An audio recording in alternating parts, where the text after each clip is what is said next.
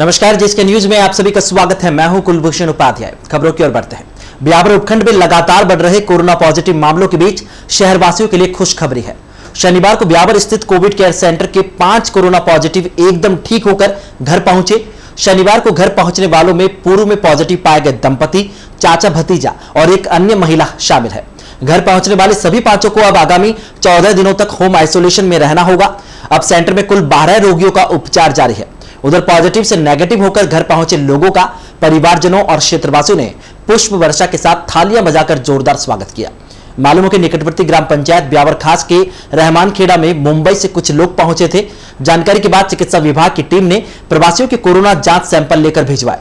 चिकित्सा विभाग को 28 मई को मिली जानकारी में जांच रिपोर्ट में एक दंपति जो है वो पॉजिटिव पाए गए। अगले ही दिन 29 मई को एकेएच अस्पताल प्रशासन को मिली जांच रिपोर्ट में जमालपुरा निवासी चाचा भतीजा भी पॉजिटिव पाए गए। इसी दिन पोखरगंज निवासी एक महिला भी पॉजिटिव पाई गई थी। एकेएच चिकित्सा प्रशासन ने 5 पॉजिटिव को अजमेर के लिए रेफर किया। तब से लेकर सभी का उपचार चल रहा था, लेकिन विगत दिनों ब्यावर में ही कोविड केयर सेंटर खुल जाने के बाद सभी को ब्यावर स्थानांतरित किया गया। 5 पॉजिटिव लोगों की जांच रिपोर्ट नेगेटिव आने और किसी तरह के कोई लक्षण नहीं दिखाई देने के बाद में चिकित्सा प्रशासन ने सभी को घर भेज दिया। ब्यावर उपखंड में कोरोना पॉजिटिव का आंकड़ा बढ़ता जा रहा है। शनिवार को उपखंड के ग्रामीण क्षेत्र से एक और 25 वर्षीय महिला के कोरोना पॉजिटिव की पुष्टि हुई।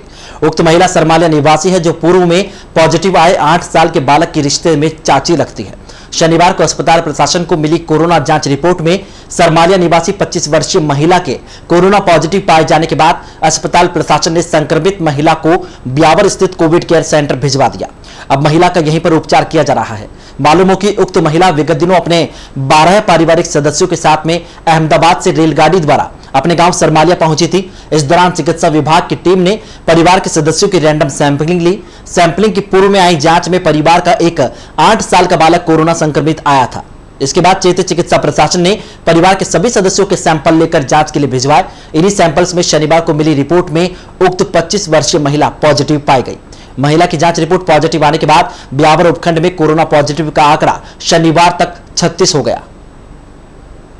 राजकीय अमृत कौर चिकित्सालय के सभी वार्डों में अब सेंट्रल ऑक्सीजन सिस्टम लगाने का कार्य शुरू हो गया है। एकेएच में करीब 1 करोड़ रुपए की लागत से एमजीपीएस सिस्टम सहित ऑक्सीजन जनरेशन प्लांट स्थापित किया जाएगा। कार्य को लेकर वार्डों में पाइपलाइन बिछाने और पॉइंट लगाने का कार्य किया जा रहा है। जानकारी के अनुसार नेशनल हेल्थ मिशन राजस्थान द्वारा प्रदेश के 20 जिला चिकित्सालयों में एमजीपीएस लगाने की स्वीकृति गत दिनों जारी की गई, जिसके बाद ब्यावर के राजकीय अमृतकौर चिकित्सालय में भी एमजीपीएस यानी मेडिकल गैस पाइपलाइन सिस्टम में ऑक्सीजन जनरेशन प्लांट स्वीकृत किया गया था। एमएचएम की ओर से स्वीकृत राशि के तहत एमजीपी सिस्टम के लिए करीब 58 लाख और ऑक्सीजन जनरेशन प्लांट के लिए 42 लाख रुपए की स्वीकृति जारी की गई। 1 करोड़ की लागत से स्थापित होने वाले सिस्टम के तहत एकेएच के CCU, male medical, female medical, isolation ward में ऑक्सीजन प्लांट स्थापित किए जाएंगे, जिसमें मरीज को बेड पर ही ऑक्सीजन सुविधा मिलेगी। वहीं एमजीपीएस के साथ जनरेशन प्लांट लगने से पृथक से गैस सिलेंडर लगाने की आवश्यकता नहीं होगी। वर्तमान में केवल एकेएच के सीसीयू, ट्रोमा और ट्रोमा वार्ड में भी ऑक्सीजन प्लांट है, जो कि अधिकांशतः तकनीकी खामी के चलते बंद हो जाता है। वहीं मदर चाइल्ड विंग में पृथक से ऑक्सीजन प्लांट लगा हुआ है। सरकार द्वारा दिल्ली की यूनिसीआई प्राइवेट लिमिटेड कंपनी से करार करते हुए जिला चिकित्सालय ब्यावर में प्लांट स्थापित करने के लिए यह बजट जारी किया गया। गत दिनों कंपनी के प्रतिनिधियों के सर्वे के बाद वार्डों में सिस्टम डेवलप करने के लिए लाइन बिछाने का कार्य प्रगति पर है। बताया जा रहा है कि आगामी 2 माह में कार्य को पूर्ण कर लिया जाएगा। विद्युत निगम की ओर से विद्युत लॉस को कम करने और बिजली चोरी की घटनाओं पर अंकुश लगाने के लिए शनिवार अलसुबह डिस्कॉम के गांव लोधा का बाड़िया, बलाड़, कांकर का बाड़िया, भरकला, रौपाहेली, लसाड़िया, हिना का बाड़िया, गड्डी, मुंडोती, शेषपुरा सहित आसपास के गांवों में अचानक दबिश दी गई। इस दौरान विजिलेंस की टीमों ने करीब 120 घरों और प्रतिष्ठानों में दबिश दी, जिसमें 25 घरों में विद्युत चोरी पाई गई। विद्युत चोरी पाए जाने पर निगम अधिकारियों ने हाथों हाथ कार्रवाई करते हुए करीब 80,000 रुपए की जुर्माना राशि वसूली। अधिशासी अभियंता दिनेश सिंह ने बताया कि निगम के करीब 50 से अधिक कर्मचारियों और अधिकारियों ने शनिवार अलसुबह टीमों का गठन किया जाकर 7 गाड़ियों के माध्यम से क्षेत्र के विभिन्न गांवों में दबिश की कार्यवाही की। सिंह ने बताया कि लॉकडाउन के कारण विद्युत चोरी निरंकुश होकर विद्युत की चोरी लगातार की जा रही थी। इस दौरान विद्युत चोर अपने अपने घरों में लगे अवैध सर्विस लाइन को हटाकर भागते हुए भी दिखाई दिए। विभाग की ओर से अचानक की गई कार्यवाही से विद्युत चोरों में अफरा तफरी मच गई। विद्युत चोरी के दौरान विद्युत चोर विद्युत मीटर को टैंपर करना, मीटर के साथ छेड़छाड़ करना, लाइनों में सीधे तार डालकर सर्विस लाइन में कट लगाकर या मीटर टर्मिनल से डायरेक्ट सप्लाई लेकर चोरी करते हुए पाए गए। सिंह ने बताया कि कार्यवाही के दौरान ग्रामीणों को विद्युत चोरी नहीं करने के लिए समझाया गया और विद्युत चोरी करते समय होने वाली घटनाओं दुर्घटनाओं के बारे में विस्तार से जानकारी दी गई। अधिशासी अभियंता दिनेश सिंह ने बताया कि निगम एमडी वीएस भाटी के निर्देशानुसार विद्युत चोरों के खिलाफ कार्रवाई की जाएगी ताकि विद्युत में जो लॉस हो रही है उसमें कमी लाई जा सके और विद्युत चोरों पर अंकुश भी लगाया जा सके। सिंह के अनुसार जून महीने में अब तक विजिलेंस कार्रवाई के दौरान 55 विद्युत चोरों के खिलाफ कार्रवाई करते हुए 18 लाख रुपए से ज्यादा का जुर्माना वसूला जा चुका है। शनिवार को की गई कार्यवाही के दौरान गठित संयुक्त टीम में सहायक अभियंता विजिलेंस बीडी दवे, सुरेश चंद्र बुलवारी, धर्म सिंह महावर, वीडी जांगीर, कनिष्ठ अभियंता संतोष जांगीर, प्रियंका मीणा, अमित यादव, आशीष खंडेलवाल, श्रीकांत शर्मा, अजय राज और अन्य कनिष्ठ अभियंता और फीडर इंचार्ज शामिल रहे।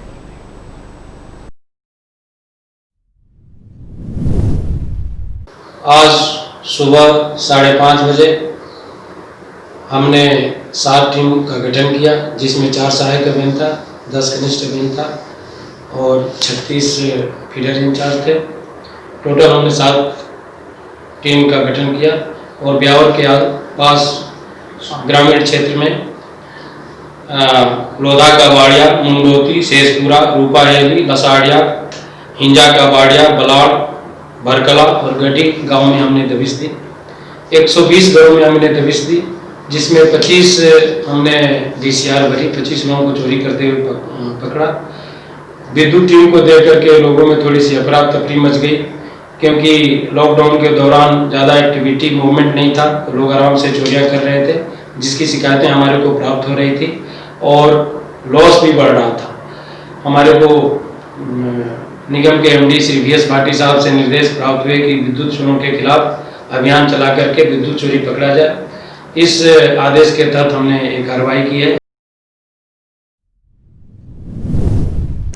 प्रदेश में कोरोना के बाद लागू किए गए लॉकडाउन को 2.25 माह से अधिक का समय बीत रहा है। इस बीच सरकार की कई गाइडलाइन आई और बदल गई, बाजार भी खुल गए हैं, लोगों की खुली आवाजाही शुरू हो गई है, शराब की दुकानों पर मदिरा मिलना शुरू हो गया है। मदिरा के मद में मदहोश कई लोग सड़कों पर मदमदाते फिर रहे हैं, मगर भगवान को अभी भी भक्तों का इंतजार करना पड़ रहा है। लॉकडाउन का अनलॉक वर्जन 1 के बाद भी सरकार ने मंदिरों के पट खोलने के लिए अभी कोई आदेश जारी नहीं किया। धार्मिक जगत में इस बात को लेकर दबे स्वर सुनाई भी दिए जा रहे हैं और जब सरकार मंदिरालयों के शटर खोल सकती है तो क्या मंदिरों के पट नहीं खोल सकते? पर कोरोना के चलते खुलकर बोलने को कोई तैयार नहीं।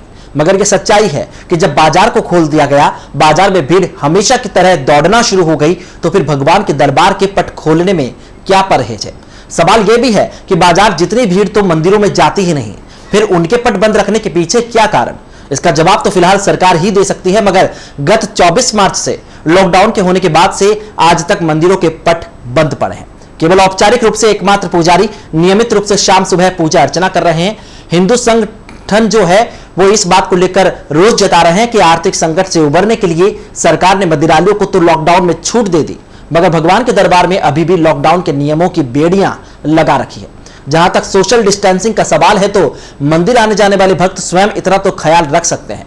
ब्यावर में हिंदू संगठनों से जुड़े कई नेताओं ने अब सरकार से मांग की है कि जब सब कुछ खुल गया है तो फिर मंदिरों के पट खोलने के लिए तत्परता से आदेश जारी किए जाने चाहिए, ताकि नियमित रूप से भक्तों का भगवान से मिलन हो सके। स्कूली छुट्टियों के दौरान अक्सर बच्चे मोबाइल और वीडियो गेम के माध्यम से अपना समय बिताते नजर आते हैं, लेकिन कुछ बच्चे ऐसे भी होते हैं जो अपने समय का सदुपयोग विशिष्ट कला अथवा अध्ययन के साथ करते हैं। शहर की मील कॉलोनी निवासी ओवेश पुत्र लियाकत अली भी उन बच्चों में शामिल है जो अपनी स्कूली छुट्टियों का सदुपयोग अपनी स्केच कला को निखारने में कर रहा है। शहर के जीडी स्कूल की कक्षा 8 में अध्ययनरत ओवेश स्केच के माध्यम से किसी भी व्यक्ति को हुबहू चित्र उकेर कर सबको हैरत में डाल रहा है। अपने सदे हाथों से जब ओवेश स्केच बनाता है तो ऐसा लगता है जैसे उसके हाथों में कोई जादू हो। स्केच बनाने के साथ साथ वह अपनी कल्पना शक्ति से चित्रकारी भी करता है। वॉल पेंटिंग के साथ साथ कई विषयों को शामिल करते हुए ओवेश चित्रकारी कर उसमें जान फूंक देता है। नन्हे से बालक ओवेश द्वारा की जाने वाली पेंटिंग और स्केच को देखकर सभी उसकी कला की तारीफ करते नहीं थकते।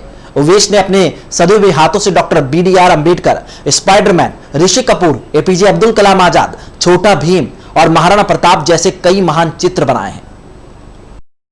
राजकीय अमृतकौर चिकित्सालय की व्यवस्थाओं को बेहतर बनाने को लेकर लगातार प्रयास जारी है। पीएमओ डॉक्टर आलोक श्रीवास्तव के नेतृत्व में वर्तमान में मरीजों को कैसे बेहतर सुविधा मिले, चिकित्सालय प्रबंधन बेहतर हो, इसको लेकर प्रयास किए जा रहे हैं। इसी के तहत एमआरसी की बैठक में लिए गए निर्णय के अनुसार सभी डीडीसी काउंटर एक ही छत के नीचे संचालित किए जाने की कवायद की जा रही है, जिससे कि मरीजों को अधिक से अधिक निःशुल्क दवा योजना का लाभ मिल सके, साथ ही उन्हें एक काउंटर से दूसरे काउंटर के बीच चक्कर काटने से निजात दी जा सके। वर्तमान व्यवस्था के तहत एकेज की मुख्य बिल्डिंग में लगभग 6 दवा काउंटर है जो अलग अलग जगह स्थित है। एक काउंटर मुख्य बीएनके भंडार की दुकान नंबर 3 के समीप और एक उसके पीछे की ओर लगा है। इसके अलावा 2 काउंटर मुख्य भवन में गेट के सामने स्थित है, जबकि एक काउंटर है जो चिकित्सालय समय के बाद संचालित किया जाता है, जबकि मदर चाइल्ड विंग में पृथक से दवा काउंटर है। ऐसे में मदर एंड चाइल्ड विंग के काउंटरों को छोड़ दें तो मुख्य भवन के एक साथ 4 काउंटर संचालित होते हैं, जबकि आपातकाल में एक काउंटर है। लेकिन एक समय में 4 काउंटर होने के बावजूद मरीजों को दवाइयों के लिए इधर उधर भटकाया जाना आम बात है। काउंटर पर बैठे फार्मासिस्ट और उसके हेल्पर अधिकांश बार मरीजों को यह दवाई मेरे पास नहीं है, उस नंबर के काउंटर से दवा ले लीजिए, इस प्रकार के कहकर मरीजों को इधर उधर घुमाते नजर आते हैं।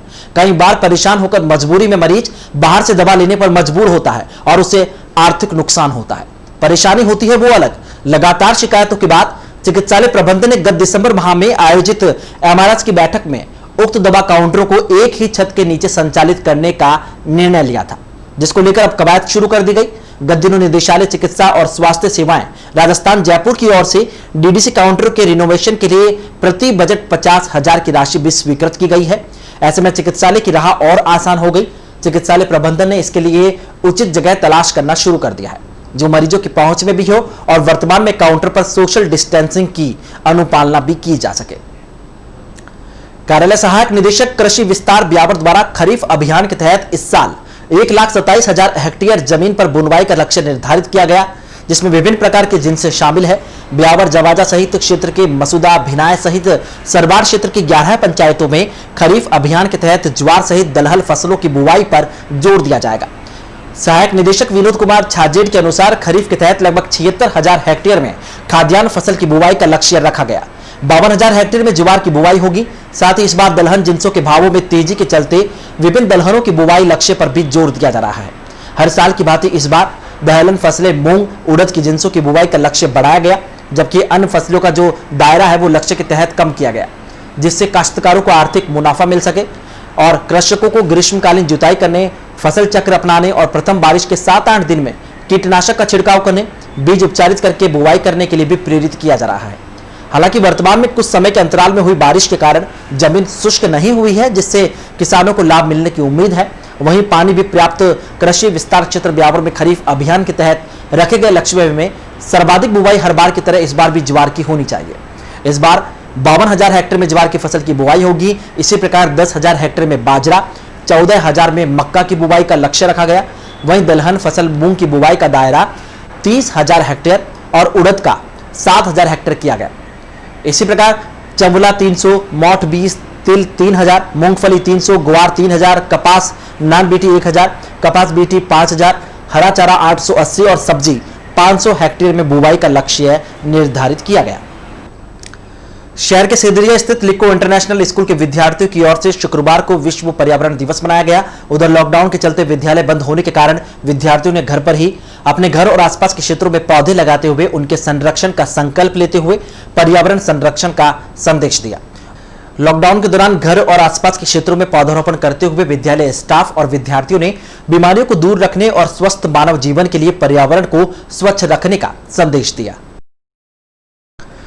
ब्यावर नगर परिषद मात्र 13 दिन बाद ही एक बार फिर आयुक्त विहीन हो गई। राज्य सरकार के निर्देशानुसार विगत 22 मई को ब्यावर नगर परिषद में आयुक्त का कार्यभार ग्रहण करने वाले कौशल किशोर खटुमरा को 5 जून शाम को राज्य सरकार ने एपीओ कर दिया। खटुमरा को एपीओ करने के बाद ब्यावर नगर परिषद एक बार फिर कार्यवाहक आयुक्त के भरोसे चली गई। सरकार के निर्देशानुसार परिषद के एएन चिराग गोयल को ब्यावर नगर परिषद की कार्यवाहक आयुक्त का चार्ज सौंपा गया। सरकार के आदेश मिलते ही खटुमरा ने शुक्रवार शाम को गोयल को चार्ज सौंपने के बाद रिलीव हो गए। मालूम हो कि लॉकडाउन से पूर्व आयुक्त सुखराम खोकर को राज्य सरकार ने एपीओ किया था। तब से लेकर विगत 4 माह तक आयुक्त का पद खाली चल रहा था। इस दौरान राज्य सरकार ने माह मई में एक आदेश जारी कर कौशल किशोर खटुमरा को ब्यावर नगर परिषद में आयुक्त पद पर लगाया। पदभार ग्रहण करने के बाद खटुमरा काम संभाल ही रहे थे कि 5 जून को उन्हें अचानक एपीओ कर दिया गया। खटूमरा को अचानक एपीओ करने के निर्देशों के बाद राजनीतिक गलियारों में कई प्रकार की चर्चाएं शुरू हो गई। प्रदेश के सरकारी महाविद्यालयों में पढ़ने वाले विद्यार्थियों को अब बीमा क्लेम के लिए प्रीमियम राशि के रूप में 100 रुपए का भुगतान करना होगा। पूर्व में उक्त राशि 50 रुपए थी। कॉलेज आयुक्तालय के निर्देश पर अब राशि दोगुनी कर दी गई है। उधर अब दुर्घटना होने पर पूर्व में 1 लाख रुपए के स्थान पर विद्यार्थियों को क्लेम के रूप में 2 लाख रुपए का भुगतान मिलेगा। सनातन धर्म राजकीय महाविद्यालय के प्राचार्य सुप्रतीक पाठक ने बताया कि कॉलेज आयुक्तालय ने विद्यार्थी सुरक्षा दुर्घटना बीमा योजना के प्रीमियम राशि में बढ़ोतरी की है। अब कॉलेज विद्यार्थियों को प्रवेश के समय 50 रुपए के स्थान पर 100 रुपए जमा करवाने होंगे। दुर्घटना होने पर विद्यार्थियों को अब 1 लाख के स्थान पर 2 लाख रुपए की सहायता मिलेगी। कॉलेज के अधिकारियों ने बताया कि अब विद्यार्थियों को 2 लाख का बीमा प्राप्त हो सकेगा। इसके अतिरिक्त दुर्घटना में दोनों हाथ या दोनों पैरों या दोनों आंखों या एक हाथ के जो पैर है उसकी क्षति होती है तो भी पूरा लाभ मिलेगा। इस प्रकार अन्य दुर्घटना पर 50% का लाभ मिल सकता है। योजना का उद्देश्य विद्यार्थियों को दुर्घटना में मृत्यु या शारीरिक क्षति होने पर विद्यार्थियों के माता पिता को अधिक सहायता राशि उपलब्ध करवाना है।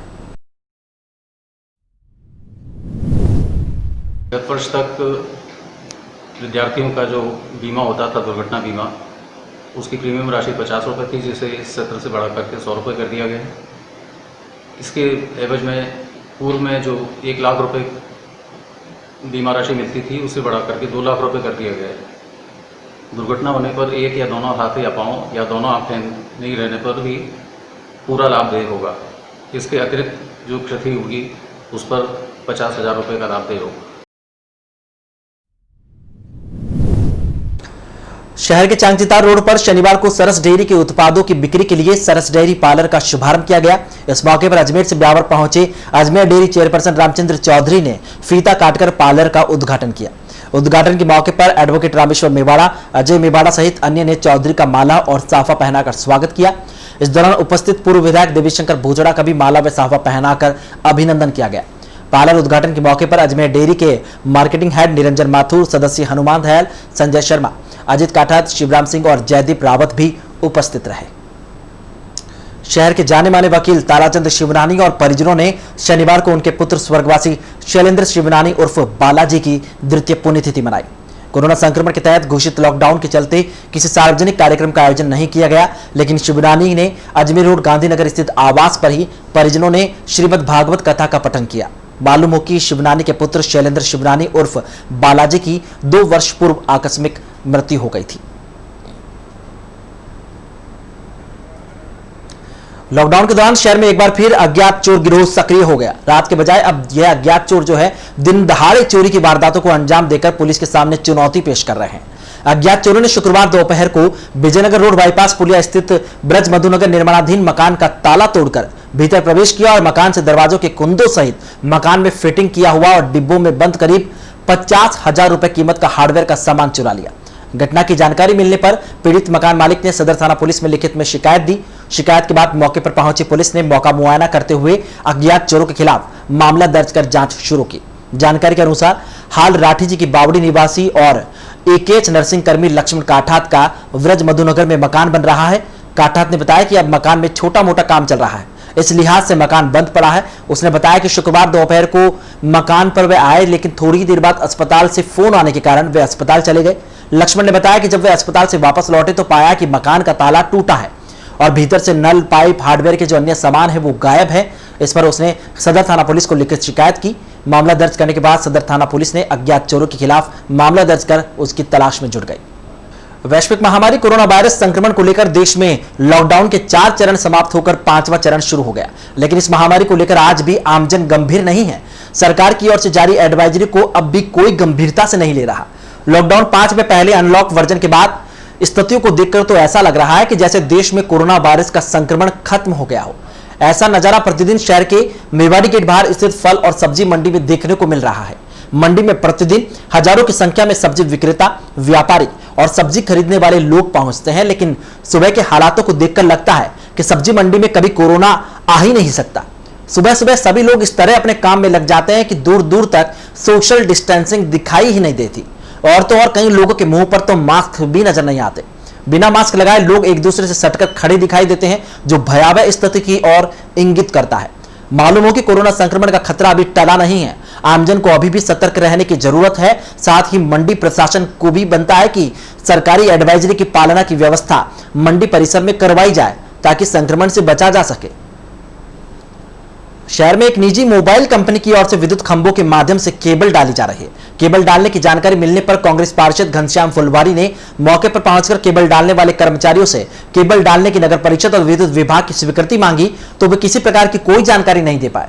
इस पर पार्षद फुलवारी ने खंभों पर केबल डालने का काम का विरोध करते हुए काम को रुकवाया।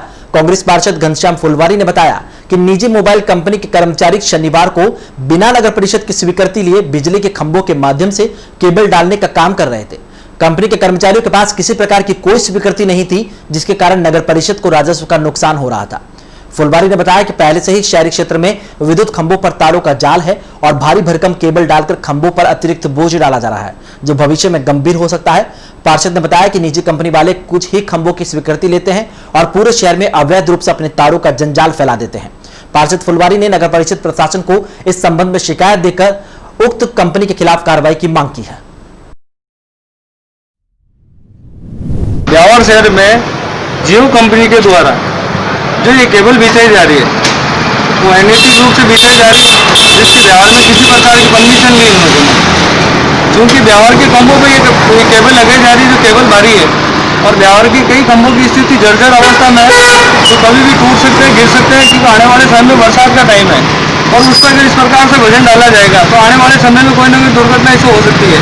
दूसरा ये है कि इन लोगों ने परमिशन ब्यावर नगर परिषद से ली नहीं अब तक। ये नगर परिषद से जिस दिन अनुमति लेंगे, एनओसी लेंगे, उसके बाद ये काम करने दिया जाएगा। और अभी हमने यहाँ पहुंचकर आला अधिकारियों को अवगत कराया और काम बंद कराया और हम मांग करते हैं कि ये जल्द से जल्द इसको परमिशन ली जाए। इनके नियमों में लिखा हुआ है स्पष्ट कि जो खंभे जर्जर अवस्था में है या रास्ते में अगर खंभे में दूरी जाता है तो नए खंभे लगाए जाएंगे, लेकिन अभी तक इन्होंने बिहार में एक भी खंभा नहीं लगाया। ये पिछले 6 महीने से ये प्रक्रिया चलती आ रही है, जिसका मैंने समय समय पर विरोध किया था और बार बार में काम भी रुका है। ये तीसरा ठेकेदार है, ये पता नहीं किसकी बातों में आके या किसकी परमिशन लेके ये काम कर रहा है, जो अभी ब्यावर में किसी को पता नहीं है। मैंने अधिकारियों से भी बात करी है, उन्होंने भी कहा अभी इसकी हमें कोई जानकारी नहीं है। ब्यावर कांग्रेस सेवा दल की ओर से शनिवार को मसूदा विधायक और प्रदेश कांग्रेस सेवा दल के अध्यक्ष राकेश पारीक का जन्मदिन मनाया गया और चंद्रा रोड स्थित बालाजी टावर में आयोजित एक कार्यक्रम में उपस्थित कांग्रेस जनों की उपस्थिति में ब्लॉक कांग्रेस कमेटी के अध्यक्ष सोहन मेवाड़ा ने केक काटा। उपस्थित सभी ने विधायक पारीक के दीर्घायु होने की कामना करते हुए एक दूसरे को शुभकामनाएं दी। इसके पश्चात सभी ने एक दूसरे को केक खिलाकर मुंह मीठा करवाया। कार्यक्रम के दौरान सेवादल अध्यक्ष सीपी शर्मा, सोमदेव साहू, एडवोकेट मगन सोलंकी, मुकेश जोशी, आशुक पंडित, अरविंद भटनागर, चेतन कुमार भट्ट, मनीष पगारिया, चंद्रशेखर शर्मा, सुरेश साहू और सुनील साहू सहित अनेक कार्यकर्ता उपस्थित रहे। गुलशन मुस्तफा दरगाह समिति की ओर से शनिवार को छावनी स्थित हजरत जलाल शाह बाबा का उर्स सादगीपूर्ण माहौल में मनाया गया। लॉकडाउन के चलते जारी सरकारी एडवाइजरी की पालना करते हुए समिति सदस्यों ने बाबा की मजार पर चादर चढ़ाकर तरबुक तस्लीम पेश किया और देश दुनिया को कोरोना महामारी के संक्रमण से मुक्ति दिलाने की दुआ की। इस मौके पर सदर गुलाम सरवर, कमरुद्दीन बाबा, मोहम्मद फारूक लोधी, बाबू डीजे वाला, पप्पू पहलवान, वली मोहम्मद, सद्दाम मंसूरी और इमरान शाह सहित अन्य अकीदतमंद उपस्थित रहे। कोरोना लगातार ग्रामीण क्षेत्रों में अपने पैर पसारता जा रहा है। ग्रामीण क्षेत्रों में बढ़ती प्रवासियों की संख्या क्षेत्रीय ग्रामीणों के लिए मुसीबत बनती जा रही है, लेकिन कोरोना के खौफ में जीने वाले ग्रामीणों ने अब इसमें लड़ने की तैयारी कर ली है। ग्रामीण कोरोना योद्धा के रूप में अपने अपने स्तर पर सावधानी बरतकर कोरोना को हराने में जुटे हैं। ग्रामीण योद्धा की इस जंग को देखने हमारी टीम ब्यावर विधानसभा की ब्यावर खास ग्राम पंचायत पहुंची, जहां ग्रामीणों ने अपने स्तर पर सावधानी बरतकर कोरोना से लड़ने की बात कही। उक्त पंचायत में कुल 5 कोरोना पॉजिटिव पाए गए, जिसमें एक युवक ने कोरोना से जंग जीत ली और अन्य को सचेत करने के लिए पूरा गांव कोरोना के खिलाफ जंग लड़ रहा है। आइए देखें ब्यावर खास ग्राम पंचायत से नंदू जहांगीर, चंद्रेश साहू के साथ में कुलभूषण उपाध्याय की रिपोर्ट। कोरोना महामारी का खौफ हर जगह व्याप्त है। कोरोना की इस जंग में मामले प्रतिदिन बढ़ते जा रहे हैं। प्रवासी अपने घरों में लौटकर भी मुसीबत बनते जा रहे हैं। सावधानी और इम्यूनिटी को लेकर जोर दिया जा रहा है, लेकिन बिगड़ते हालातों के बीच में ग्रामीण क्षेत्र में भी कोरोना से लोग अछूते नहीं हैं। ऐसे में कई ग्रामीण अंचलों में ग्रामीणों ने अपने स्तर पर कोरोना के खिलाफ अपनी जंग छेड़ दी है। हल चलाने वाले किसान ने कोरोना की समस्या का हल खुद निकाल दिया है। सावधानी का हथियार हाथ में लिए किसान अब खुद कोरोना से लड़ने को तैयार हो गया है। ग्रामीणों की इसी हकीकत को जानने के लिए हमारी टीम ब्यावर खास ग्राम पंचायत पहुंची, जहां कुछ ग्रामीणों की सतर्कता हमें कोरोना के खिलाफ तैयारी का एहसास करवा रही थी। हमें गांव की सरहदों पर सूनापन नजर आया, लेकिन भीतर गए तो कुछ चहल पहल दिखाई दी। गांव में ऑटोमोबाइल की दुकान पर पहुंचे तो कोरोना को लेकर सावधानी दिखाई दी। ऑटोमोबाइल संचालक राहुल जैन ने दावा किया कि प्रत्येक वाहन को आने से पहले सैनिटाइज किया जाता है और कार्य करने वाले कर्मचारियों का भी मास्क पहनकर कार्य करना अनिवार्य किया गया है।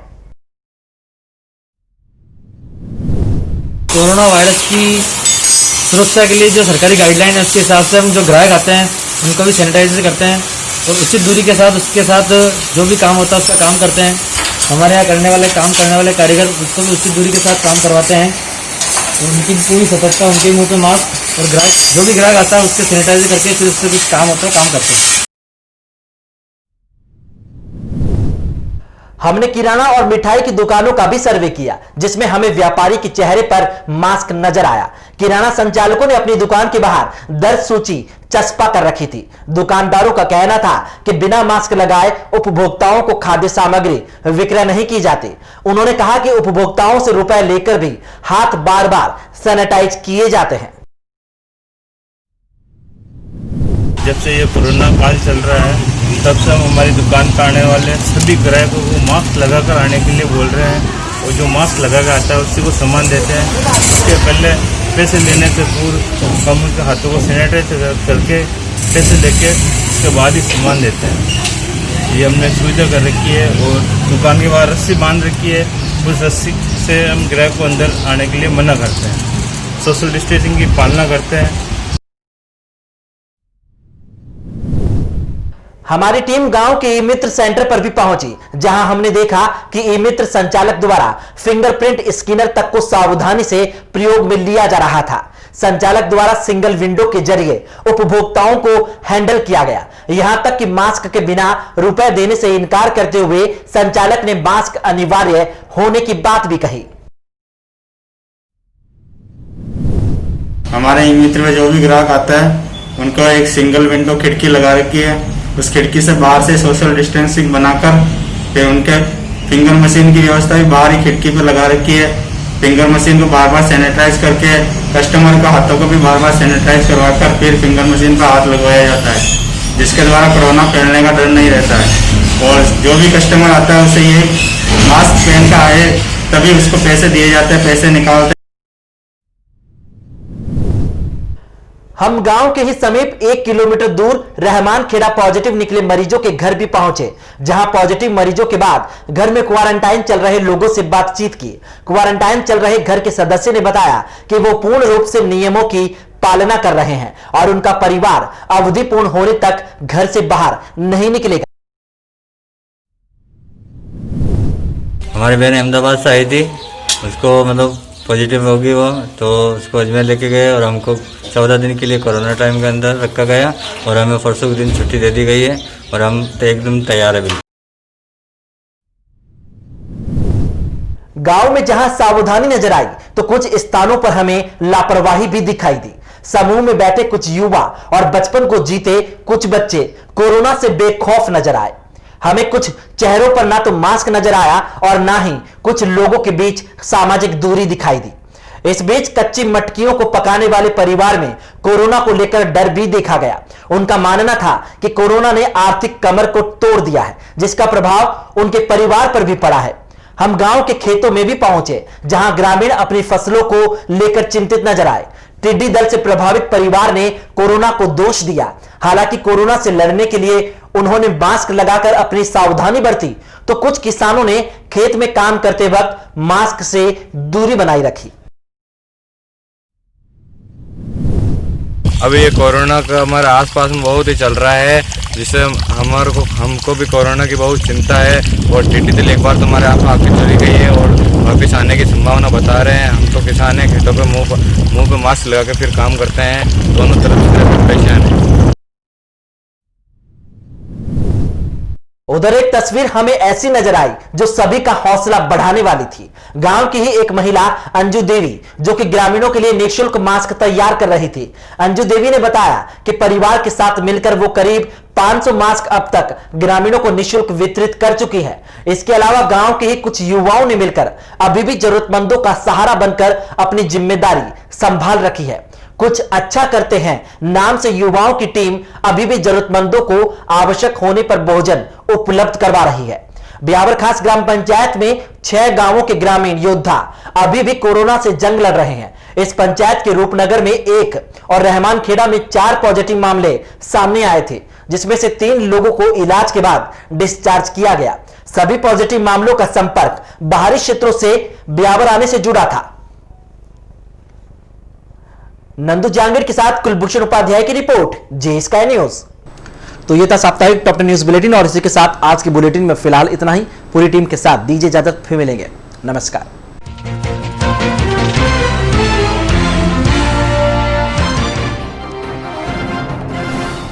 कोरोना संक्रमण के बीच शहर के लिए राहत भरी खबर, 5 कोरोना पॉजिटिव ठीक होकर पहुंचे घर।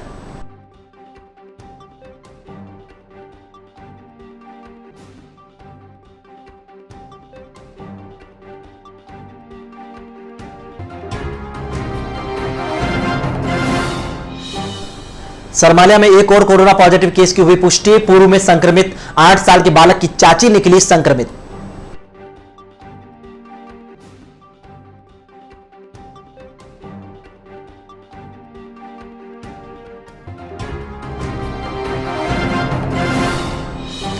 निर्माणाधीन मकान में दिन दहाड़े चोरों का धावा, चुरा ले गए करीब 50,000 रुपए का सामान।